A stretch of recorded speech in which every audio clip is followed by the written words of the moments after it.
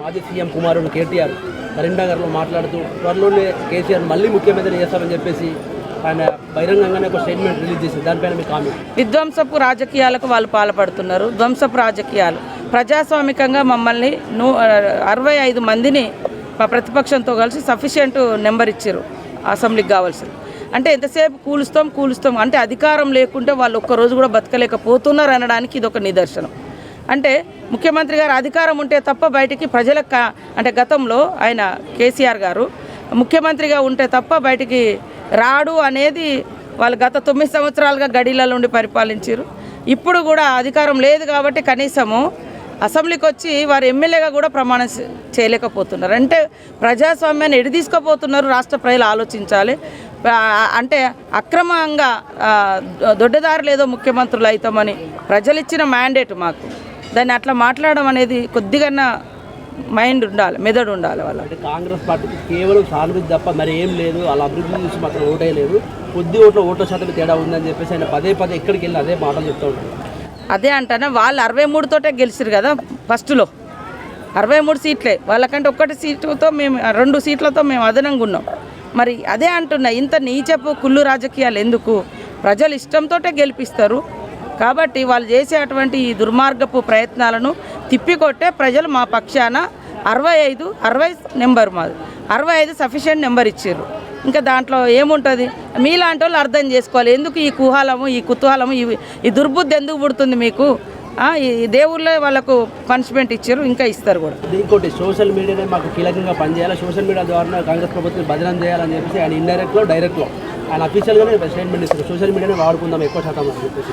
అంటే సోషల్ మీడియాలో కూడా ఎవరో ఒకరిద్దరు తప్పుడు కూతలు కూస్తే ప్రజలు అర్థం చేసుకుంటారు. కానీ చేసిన పనిని సోషల్ మీడియాలో పెట్టుకుంటే అది ఫ్యాక్ట్ కనబడుతుంది. నేను లేని మాట అన్నాను అనుకో, నేను అన్నది తప్ప రైట్ అని ప్రజలు ఆలోచిస్తారు. కొద్దిసేపు కన్ఫ్యూజన్ ఉంటారు కావచ్చు, కన్ఫ్యూజ్ చేస్తారు కావచ్చు. జనరల్గా జరిగిన పనిని ప్రజల ముందు పెడితే ప్రజలు అర్థం చేసుకుంటారు. లేనిది కల్పించి చెప్తే వాళ్ళు ఎట్లయితే పని చేయరో అట్లాంటి పరిస్థితి అవుతుంది. వాళ్ళు అట్లాంటి ప్రయత్నమే చేసారు గతంలో. ఇప్పుడు కూడా వాళ్ళు ఏదో చేయాలనుకుంటారు. ఎందుకంత 5 సంవత్సరాలకు అవకాశం ఇచ్చిర్రు. మీరేం కష్టపడ్డరని, మరి ఏం చేశారని బిల్లులు, ఇప్పుడు బిల్లుల గురించి అడిగిన 1000 బిల్లులు పెండింగ్లో పెట్టిర్రు. ఎవరికి జీతాలు కూడా ఇవ్వలేదు, బిల్లులు ఇవ్వలేదు. వాళ్ళకి నచ్చిన పని చేసుకున్నారు. ప్రజలకు నచ్చిన పని చేయలేదు కాబట్టి ప్రజలు వాళ్ళని ఇంటికి పంపారు. మేము మంచిగా చేయనప్పుడు మమ్మల్ని పంపుతారు. మీరెందుకు దొడ్డదారిన రావాలి, దొంగ వ్యవహారాలు ఎందుకు అని అంటున్నా. ఫైనల్గా కేటీఆర్కు ఏం చెప్పదలుచుకున్నారు? బుద్ధిగా పనిచేయి. ప్రతిపక్షంగా నీకు ప్రతిపక్ష హోదా ఇచ్చారు, ప్రతిపక్షంగా పనిచేయి, నిర్మాణాత్మక ప్రతిపక్షంగా ఉండండి. ప్రజలు మీ ప్రతిపక్ష పాత్రను హర్షించినప్పుడు, మీకు ఎప్పుడైనా అవకాశం వచ్చినప్పుడు స్ట్రేట్ ఫార్వర్డ్గా ప్రజాస్వామికయుతంగా రావాలి తప్ప దొడ్డిదారిన ప్రభుత్వాలను కూల్చే కుట్రలు మానుకోండి అని చెప్తున్నాం. ప్రభుత్వం వచ్చిన కాంచి ప్రజా సంక్షేమం కోసమే పాటుపడుతున్నాం.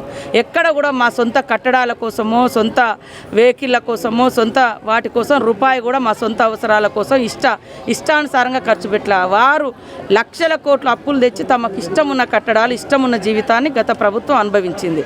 మా సీఎం గారు కూడా అట్లాంటిది లేదు, మేమెవరం కూడా అట్లా చేయడం లేదు.